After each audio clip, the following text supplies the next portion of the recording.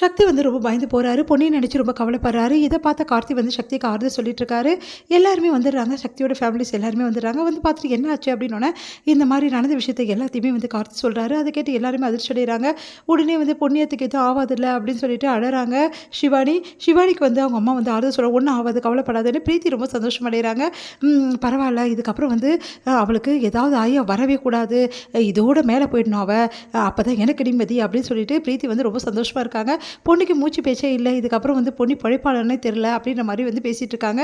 அதெல்லாம் பார்க்குற வந்து பிரீத்திக்கு சந்தோஷம் தாங்கலை. அப்படியே வந்து பார்த்துட்டே இருக்காங்க.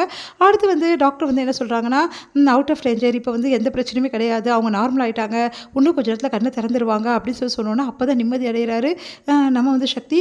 உடனே வந்து அப்படியே வந்து அழுதுட்டு இருந்தவர் அப்படியே கொஞ்சம் நேரத்தில் நிம்மதி அடைஞ்சு, டாக்டர் ரொம்ப தேங்க்ஸ் டாக்டர் அப்படின்னு சொல்லிட்டு டாக்டருக்கு அப்படி ஒரு நன்றி சொல்கிறாரு. அப்படியே கையை பிடிச்சி அழுது நன்றி சொல்கிறாரு. அதெல்லாம் பார்க்குற பிரீத்திக்கு அப்படியே டென்ஷனாக இருக்குது. அப்படியே பார்த்துட்டே இருக்காங்க. இவன் தான்மா குழந்தை மாதிரி அழுதுகிட்டே இருக்கான், வேற எல்லாருமே பரவாயில்ல, பாரு எப்படி அழுகுறான்னு சொல்லிட்டு அப்படி சொல்லிட்டு கார்த்தி சொல்லிகிட்டே இருக்காரு. அதெல்லாம் கேட்ட பிரீத்தி அப்படியே டென்ஷன் ஆகி அப்படியே பார்த்துட்டே இருக்காங்க. என்னாச்சு சக்தி, அதுதான் பொண்ணி பழிச்சிட்டால அப்புறம் என்ன அப்படி சொல்லிட்டு பவானி ஆறுதல் சொல்கிறாங்க. உடனே வந்து நான் ரொம்ப பயந்துட்டேன் அப்படின்னோடனே, அவன் கண்ணு எதிரே பொண்ணி விழுந்துட்டா, அதனால தான் ரொம்ப பயந்துட்டேன். சரி சக்தி, உனக்கு தான் நீச்சலே தெரியாதே, எப்படி நீ வந்து காப்பாற்றின பொண்ணியா அப்படி சொல்லிட்டு கேட்குறாங்க அவங்க அக்கா. அதுக்கு வந்து அதுதான் எனக்கே தெரியல அப்படின்னு. அதுதான்மா எனக்கும் தெரியல, இவன் வந்து ஒன்றுமே புரியாமல் நீச்சல் அடித்து காப்பாற்றிருக்காங்க்கா, எனக்கே ஒன்றும் புரியல பவானி அப்படி சொல்லிட்டு சொல்லிட்டு இருக்காரு கார்த்தி. உடனே வந்து பாத்தியா பொன்னி மேலே அவ்வளோ அன்பு இருக்கு அவனுக்கு, அதனால தான் தன்னை அறியாமல் நீச்சல் கூட தெரியாமல் இப்போ காப்பாற்றிருக்கான். உண்மையிலேடா இப்போ தாண்டா தெரியுது பொன்னி மேலே நீ எவ்வளோ பாசம் வச்சுருக்கேன்னு சொல்லிட்டு அப்படின்னு சொல்லிட்டு பவானி சொல்லிட்டு இருக்காங்க. உடனே இதெல்லாம் பார்க்குற பிரீத்திக்கு டென்ஷன் மேலே டென்ஷனாக ஏறிட்டே இருக்குது. அப்படியே பார்த்துட்டே இருக்காங்க. இப்போ எப்படி இருக்கா அப்படின்னு சொல்லி கேட்டோன்னா பரவாயில்ல இப்போ அப்படி சொல்கிறாங்க. சரி இப்போ கொஞ்ச நேரத்தில் கண்ணை திறந்துருவாங்க, எந்த பிரச்சனையும் இல்லைன்னு சொல்லியிருக்காங்க. சரி இப்போ வந்து கேட்கலாம் அப்படின்னோடனே அவங்க வந்து கண்ணை திறந்துட்டாங்க, வந்து பாருங்கன்னொன்னே எல்லாரையும் தள்ளிட்டு உடனே ஓடி போகிறாரு சக்தி. இதை பார்க்குற பிரீத்தி அப்படியே டென்ஷனாக பார்த்துட்டே இருக்காங்க. சரி அவன் முதல்ல பார்த்துட்டு வரட்டும், ஏன்னா அவன் தான் ரொம்ப டென்ஷனாக இருந்தான் அப்படின்னோடனே ஓடி போய் பொன்னி உனக்கு ஒன்றும் இல்லைல்ல அப்படின்னு சொல்லிட்டு கையை பிடிச்சிட்டு கேட்குறாரு. எனக்கு ஒன்றும் இல்லை சக்தி, நான் நல்லா இருக்கேன் அப்படின்னு சொல்லிட்டு பொன்னி சொல்கிறாங்க.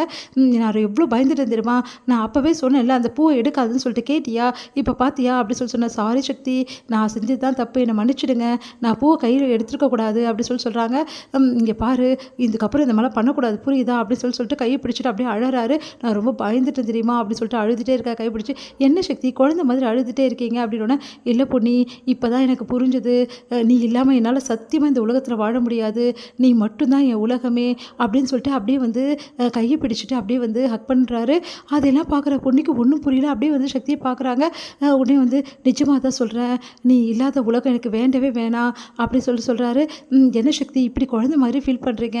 ஆமாம் பொன்னி, இவ்வளோ நாள் நான் இதை சொன்னதே இல்லை, இப்போ சொல்கிறேன், இந்த நிமிஷம் சொல்கிறேன், உன்னை நான் மனசார விரும்புகிறேன், என் மனசு ஃபுல்லாக நீ தான் இருக்க அப்படின்னோடனே தாங்கவே முடியல. பொன்னிக்கு அவ்வளோ சந்தோஷப்படுறாங்க. சந்தோஷத்தில் அவங்களுக்கு கண் கலங்குது. நிஜமாவா சக்தி அப்படி? ஆமாம் நிஜமாக தான், இவ்வளோ நாள் இந்த ஃபீலிங்கை நான் உணரவே விடலை, இப்போ தான் உணர்றேன், நீ இல்லாத உலகத்தை நினச்சி பார்த்தேன், என்னால் சத்தியமாக வாழ முடியாது, ஐ லவ் யூ பொன்னி அப்படின்னு சொல்லிட்டு கையை பிடிச்சி அப்படியே வந்து சொல்லிட்டு இருக்காரு. எல்லாருமே வந்துடுறாங்க. டே கேடி எங்களெல்லாம் விட்டுட்டு தனியாக சொல்கிறியா அவன் பொண்டாட்டிக்கு அப்படின்னு சொல்லிட்டு கிண்டல் பண்ணுறாங்க. நம்ம வந்து பவானி சக்தி அப்படியே வைக்க போடுறாங்க. இதெல்லாம் பார்க்குறதுக்கு எவ்வளோ சந்தோஷமாக இருக்குது அப்படின்னு சொல்லிட்டு கார்த்தி சந்தோஷப்பட்டுருக்காரு. இதையெல்லாம் பார்க்குற பிரீத்தி வந்து செம்ம காண்டாயிடுறாங்க. தாங்கவே முடியல அவங்களால.